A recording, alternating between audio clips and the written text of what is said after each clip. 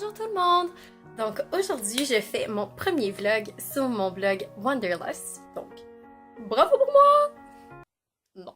Je vais vous parler aujourd'hui de, dans le fond, comment faire un itinéraire de voyage. Donc un itinéraire de voyage, dans le fond, qu'est-ce que c'est? Donc un itinéraire, dans le fond, c'est le trajet qu'on va effectuer à travers notre voyage. Donc dans le fond, les villes qu'on va aller visiter, le trajet, les endroits qu'on va aller visiter. C'est notre trajet qu'on va faire à travers tout notre voyage. Donc, c'est où on va aller. C'est important de le faire avant de partir en voyage, surtout si vous êtes une grosse germaine comme moi et que vous voulez absolument tout contrôler. Donc, si vous voulez absolument tout contrôler et savoir exactement où vous allez, vous avez peut-être besoin de faire comme moi un itinéraire de voyage. Sinon, ça peut aussi servir à diminuer l'anxiété si vous partez en backpacking puis que vous n'avez jamais fait ça avant. Ça sert beaucoup à diminuer l'anxiété, ça vous permet de relaxer un petit peu, de savoir un petit peu où est-ce que vous en allez. Donc, vous partez un petit peu moins les yeux fermés. Donc, pour faire un itinéraire de voyage, il y a plusieurs étapes. Mais moi, je vais parler principalement de comment est-ce qu'on fait pour établir l'itinéraire de voyage. Et puis après ça, je vais vous parler de comment est-ce qu'on va pouvoir le réaliser. Évidemment, moi, je vous parlerai pas de comment trouver une destination. Pas une idée de vlog, ça. Donc, une fois que vous avez trouvé votre destination, vous allez ensuite vouloir décider ce que vous voulez découvrir là-bas. Donc, ce que vous allez vouloir aller visiter, ce que vous voulez aller faire, les activités que vous allez faire. Conseil d'être curieux, d'aller chercher un peu partout. Moi, personnellement, j'ai des livres à la maison. Des livres sur différents pays, donc des destinations de voyage que vous pouvez faire. Et puis, à l'intérieur des livres, il y a beaucoup dans le fond, d'histoires concernant le pays qui nous informent un petit peu sur l'aspect culturel. Donc, qu'est-ce qui est important d'aller visiter? Ouais, ça sent vieux. Ça peut encore être des livres culturels où est-ce que, dans le fond, il va vous apprendre à ne pas manquer de chaque pays, donc de votre destination. Je vous conseille aussi d'aller faire un petit tour sur Internet, donc d'aller chercher les activités importantes à faire où est-ce que vous allez. C'est toujours intéressant de voir tout ce qui peut nous sortir. Évidemment, vous ciblez ce que vous préférez. Et je vous propose aussi d'aller voir les différents blogs ou des carnets de voyage que les gens vont poster sur Internet. Vraiment une opinion quand même assez précise, quand même assez véridique des gens qui ont réellement voyagé, qui ont réellement fait l'activité que vous voulez faire et qui peuvent peut-être vous donner une opinion plus précise et peut-être plus vraie des activités que vous voudriez faire. Puis, truc de pro. Si vous êtes un voyageur canadien, donc qui habite au Canada, et que vous désirez faire un voyage au Canada, donc un road trip ou peu importe, si vous êtes membre CAA, je vous propose d'aller voir sur le site internet de CAA parce que si vous envoyez votre destination que vous voulez aller, CAA vous envoie gratuitement des guides de voyage, donc un itinéraire, où est-ce qu'il vous envoie toutes les activités à faire, où est-ce que vous en allez. Ça peut être très pratique. Et tu as décidé tout ce que tu veux faire, je te propose de faire une belle petite liste pour pouvoir après ça cibler exactement dans quelle ville est-ce qu'il faut que tu ailles pour faire tes activités.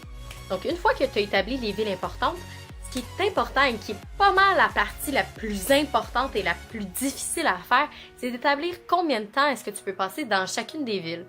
Évidemment, c'est la partie un petit peu plus corsée parce que chaque voyage a sa durée, a son budget. Aussi par rapport à l'aspect culturel de chaque pays, il y a des endroits où est-ce qu'ils vont peut-être valoir plus la peine de passer plus de temps, alors que d'autres qui vont valoir plus la peine de peut-être passer un peu moins de temps pour aller mettre du temps ailleurs. Donc, ce serait important justement de, quand on fait notre recherche, de vérifier justement les endroits où est-ce que c'est le plus culturellement actif et que vous allez peut-être ressortir avec un bagage un petit peu plus gros. Donc, une fois qu'on a établi le nombre de temps qu'on passe dans chacune des villes, c'est là où est-ce qu'on peut commencer à faire notre itinéraire et que ça commence à être un peu plus le fun. Donc, une fois qu'on a choisi toutes les activités, toutes les villes, toutes les durées, c'est le moment de décider à comment je me rends là. Ce que je vous propose, c'est surtout de faire attention aux transports qui sont valorisés dans la ville ou dans le pays que vous allez. Ça peut être l'autobus, ça peut être le métro, le train, des tramways, ça peut être différents autobus de voyageurs. Mais ce qui est important de savoir, c'est que la plupart du temps, ça vous coûte beaucoup moins cher d'y aller en transport en commun que de faire le voyagement entre les activités ou encore entre les villes par un auto. Parfois, ça peut coûter beaucoup plus cher faire quelque chose individuel et parfois, ça peut être un petit peu plus intéressant aussi d'essayer carrément quelque chose qui est culturel là-bas ou quelque chose qui est vraiment typique et qui peut, dans le fond, vous apprendre à sortir de votre bulle, apprendre directement à rentrer en contact avec les gens là-bas. Donc ça peut être très intéressant. Oh, on a tout ça dans la tête, mais moi ce que je vous propose, c'est de faire, encore une fois si vous êtes une grosse germaine comme moi, de vous faire un itinéraire écrit. Un exemple comme celui-là. Ou celui-là. Peu importe ce que vous décidez de faire, l'important c'est que vous soyez confortable avec l'itinéraire que vous avez. Donc, de savoir un petit peu où est-ce que tu s'en vas, pour moi, c'est super important. Donc, c'est pour ça que je laisse beaucoup d'espace dans mes itinéraires pour vraiment écrire tout le détail de chaque journée. Donc, ce que je vous propose, c'est surtout d'identifier où vous allez, pendant combien de temps, ce que vous allez voir exactement, combien ça va vous coûter, et personnellement, combien ça va vous coûter en tout. Encore est-il que l'itinéraire va vous aider aussi au niveau de votre budget à établir si vous êtes au-delà ou en dessous de ce que vous êtes capable de vous offrir. Ce qui peut également être utile, c'est d'utiliser des outils comme Google Maps pour montrer où est-ce que vous allez passer. Donc le trajet que vous allez faire, et souvent c'est un tracé très clair qui vous montre exactement où est-ce que vous allez passer. Ça peut être très utile et ça peut diminuer l'anxiété de beaucoup de voyageurs également. Aussi, il y a beaucoup de sites internet qui nous proposent de faire votre itinéraire à votre place ou qui peut, dans le fond, vous encourager à utiliser certaines techniques pour faire votre itinéraire. Donc, j'ai mis certains sites en dessous de ma vidéo que vous pouvez aller consulter pour vous aider à faire votre itinéraire. Donc, c'était comment faire un itinéraire. Évidemment, c'est très personnel et très compliqué à faire si tu décides, dans le fond, de faire ça un peu pêle-mêle. Mais ça peut être super amusant parce que ça peut vous instruire beaucoup. Et encore une fois, la meilleure découverte, c'est d'y aller.